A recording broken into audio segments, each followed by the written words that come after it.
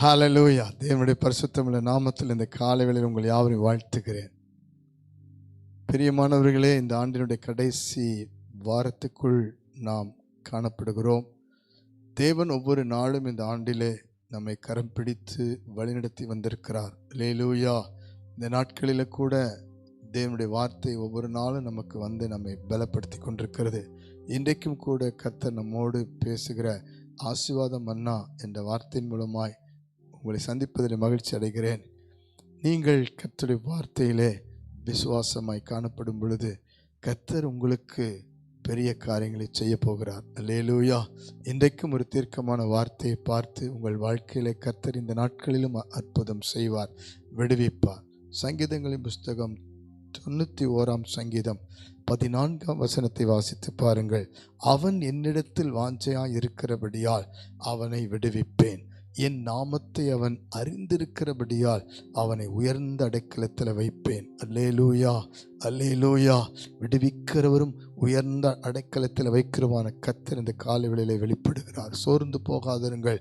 உங்கள் குடும்பத்தை விடுவிப்பார், உங்கள் பிள்ளைகளை விடுவிப்பார், உங்கள் கணவன் மனைவி உங்கள் காரியங்களை விடுவிப்பார். உங்களுடைய வேலை சம்பந்தப்பட்ட காரியத்தில் என்னென்ன காரியம் விடுதலையாக விடுவிப்பார். உங்களுடைய கையின் பிரயாசத்தில் இன்னும் பற்றாக்குறைகளிலிருந்து விடுவிப்பார், கடன் பிரச்சனையிலிருந்து விடுவிப்பார், வியாதி படுக்கையிலிருந்து விடுவிப்பார்.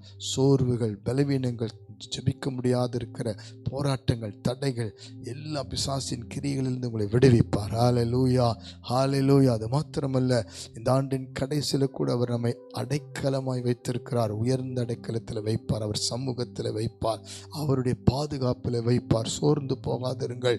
இந்த காலை வேளையிலே கர்த்தர் சொல்லுகிறார், நீங்கள் வாஞ்சையா இருக்கும் பொழுது அவர் யாரை விடுவிப்பார், யாரை உயர்ந்த அடைக்கலத்தில் வைப்பார்?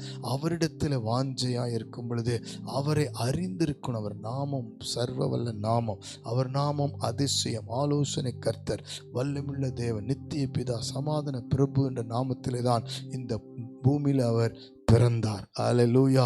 அந்த தேவனுடைய நாமத்தை அறிந்திருக்கும் பொழுது அந்த நாமத்திலே விடுதலை உண்டு, அற்புதம் உண்டு. அந்த நாமத்தினாலே பாவங்களிலிருந்து விடுவிப்பார், சாபங்களிலிருந்து விடுவிப்பார். அந்த நாமம் இயேசு கிறிஸ்து. ஹalleluya. அந்த நாமத்தை அறிந்து கொள்வதற்கு வேதத்தை வாசிக்கும் பொழுது, ஜெபிக்கும் பொழுது கர்த்தர் செய்வார். தாவீது வாழ்க்கையிலே பாருங்கள், அவன் தேவனுடைய நாமத்தை அறிந்தவன், அவன் ஆண்டவர் மேல் வாஞ்சையாயிருந்து அவன் ஆராதிக்கிறவன், ஜெபிக்கிறவன். சோர்ந்து போகாதீர்கள். உங்கள் பிரச்சனை என்ன, உங்கள் போராட்டம் என்ன, உங்களுக்கு வேண்டிய தேவை என்ன? இந்த ஆண்டின் கடைசியில் கூட அன்று சோர்ந்து போயிருக்கலாம். நேற்று இரவு கூட விடுதலை இல்லையேன்னு ஏங்கி இருக்கலாம். இவ்வளோ பிரச்சனையிலிருந்து எப்படி நான் வெளியே வருவேன் என்று யோசிக்கலாம்.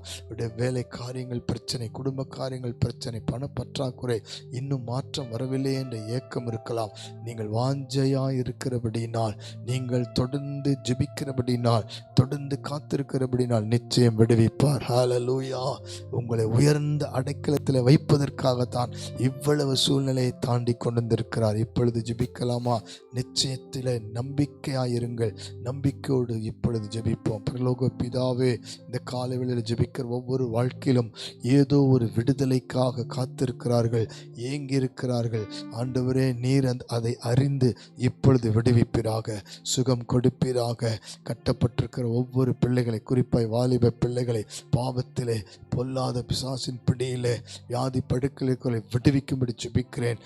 வேலை இல்லாமல் ஆண்டவரே, அதே நேரத்தில் வேலையில் கஷ்டப்படுகிற, கையின் பிரயாசத்தில் போராடுகிற ஒவ்வொருவரையும் விடுவித்து ஆசீர்வாதமாய் வைப்பீராக.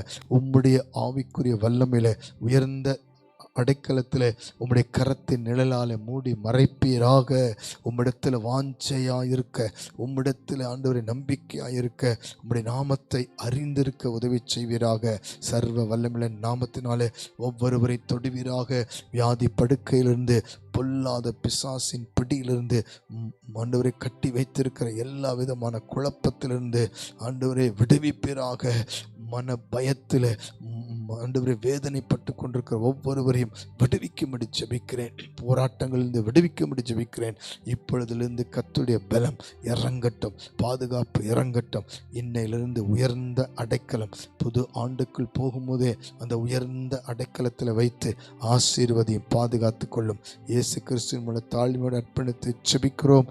நீர் இப்பொழுதே விடுவிக்கிறதற்காய் நன்றி செலுத்துகிறோம். ஜீவனுள்ள நல்ல பிதாவே, ஆமென், ஆமென், ஆமென். God bless you. இன்று முதல் உங்களை விடுவிப்பார், உயர்ந்த அடைக்கலத்தில் வைப்பார். அவரையே நம்பியிருப்பார்.